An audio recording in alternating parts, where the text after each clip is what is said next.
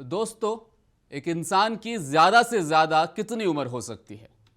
60, 70 या फिर 100 साल? और अगर किसी को किसी जुर्म की सज़ा देनी हो तो उतनी ही सज़ा दी जानी चाहिए जितने की उसकी उम्र होती है। जाहिर है उसकी ज़िंदगी से ज़्यादा सज़ा देने का तो कोई मतलब ही नहीं होता, जबकि वो उतने साल जिंदा ही नहीं रहता। मगर कुछ जुर्म इतने संगीन घिनौने होते हैं कि उसकी ज़िंदगी भर की सज़ा उसे दी जाती है, जैसे कि अदनान अख्तर उर्फ हारून यहया, जिसे तुर्की की अदालत ने 8658 साल की सज़ा सुनाई है। मैं हूं रहीम खान, पेश है प्रोग्राम स्पेशल रिपोर्ट। दोस्तों, हारून यहया को दी गई 8658 साल की सज़ा को सुनकर या तो आप हैरान हो गए होंगे या फिर आपको यकीन नहीं आया होगा। मगर यह रिपोर्ट सही है कि इस शख्स को इतनी ही सज़ा मिली है। आइए जानते हैं यह शख्स कौन है और इसका जुर्म क्या है। इसका नाम तो अदनान ओक्तार है, मगर यह हारून यहया के खलमी नाम से किताबें लिखा करता था। इसे तुर्की का मशहूर इस्लामिक मजहबी मुसन्निफ और रूहानी स्कॉलर कहा जा सकता है।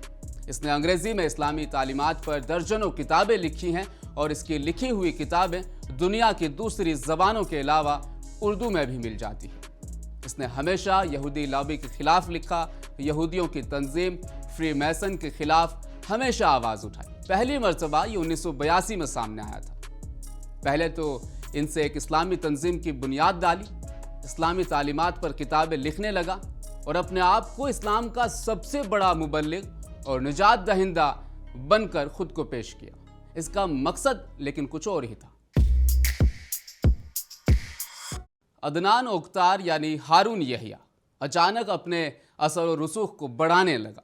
उसने बहुत सी दौलत जमा की। उसका रहन सहन किसी शहजादे से कम नहीं था। इस्तांबुल के शानदार महल में रहने लगा। अपना टीवी चैनल A9 के नाम से शुरू किया, जो एक इस्लामिक चैनल कहलाता था। मगर जल्द ही इसकी पोल खुल गई। पता चल गया इजराइल के साथ इसके करीबी ताल्लुकात थे। इजरायली वजीर आजम नेतन्याहू से भी ये मिल चुका था। असल में ये इस्लामिक चैनल की आड़ में कुछ और घुल खिला रहा था। हारून यहया एक ऐसा घटिया इंसान था जिसकी हरकतों से शायद शैतान भी शर्मा जाए।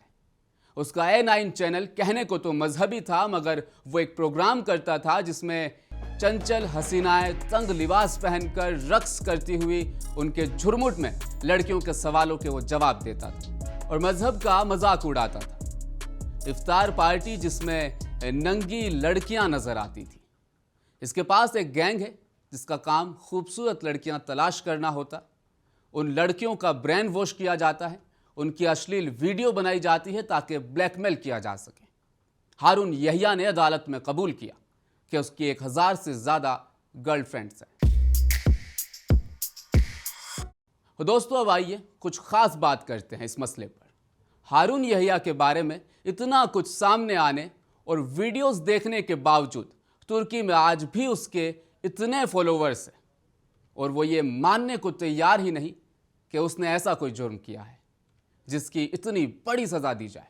उनका कहना है कि ये हमें ऐसा ही इस्लाम चाहिए जिसमें दीन का काम भी हो, रंगरेलियां भी मनाते रहे, अय्याशियां भी होती रहे, यानी वेस्टर्न कल्चर भी हमको मिलता रहे। अब आइए ज़रा जायज़ा लेते चलें कि एक मुसलमान होते हुए इसने ये सब क्यों किया होगा। दोस्तों, इस्लाम के खिलाफ इस साजिश को समझने की ज़रूरत है।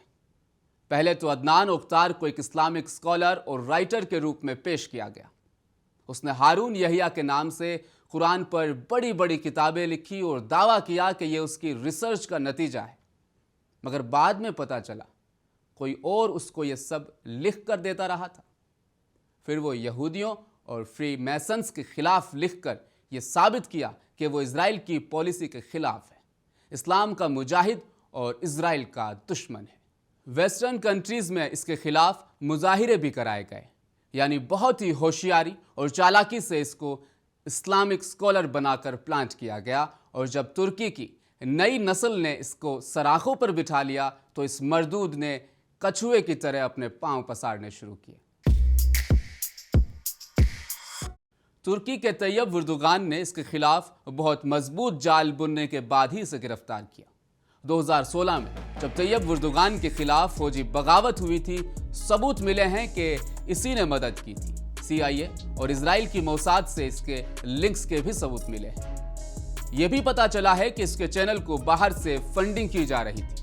अब आप समझ सकते हैं कि कौन माली मदद कर रहा हो। माली एतबार से यह इतना ताकतवर हो गया था कि तुर्की के अंदर इसने कई वेबसाइट बंद कर दिए थे और जो भी जर्नलिस्ट इसकी पोल खोलता वो गायब हो जाता था। अब एक बात समझ में नहीं आई कि यह मरदूद जब 1990 से ही इन सरगर्मियों में मसरूफ था, तो फिर इसकी गर्दन नापने के लिए तुर्की ने 31 साल क्यों लगाए? क्या इस्लामी ममालिक इन फितनों को सर उठाने से पहले ही कुचलने के लिए एक अलग से इंतजाम नहीं कर सकते? किस चीज की कमी है इनके पास? इतनी आसानी से ये इस्लाम को कैसे नुकसान पहुंचा सकते हैं? आखिर अब तक ख्वाब गफलत में पड़े रहेंगे?